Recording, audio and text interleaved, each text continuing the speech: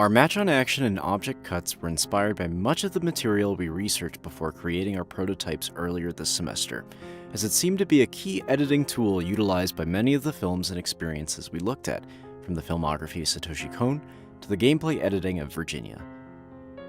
For those unfamiliar with film terminology, a match cut is a kind of edit where either the shape or form of an object, or a similar motion, is matched from one scene to the next, with perhaps the most famous of them being this one from 2001, A Space Odyssey.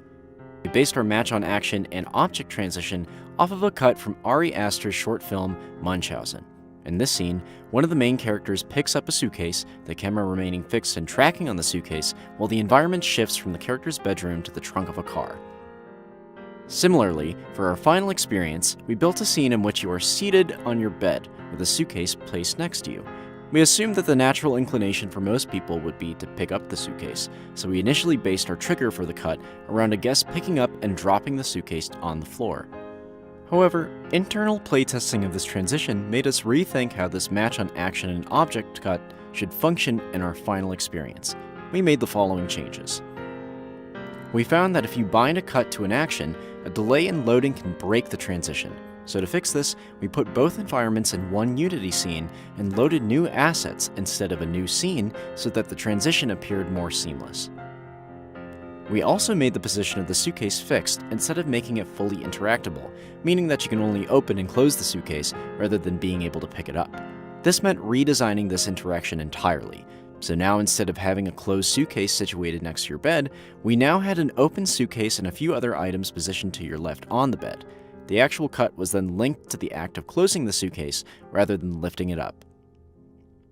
Making the position of the suitcase fixed also allowed us to let it occupy the majority of the frame while the cut occurs, which allowed us to ground the guest just enough into the next scene while still making it apparent that a cut had happened. We also added environmental sound to make the transition more obvious than it had been in its initial iteration. At this point in development, there was still a minor frame freezing during the transition, so for the final iteration, we decided to set both environments active at the beginning, but hugely distant to each other in the scene. The suitcase was put under the camera rig, which allowed us to teleport the guest and the suitcase to another location when the cut was triggered without a delay being noticed.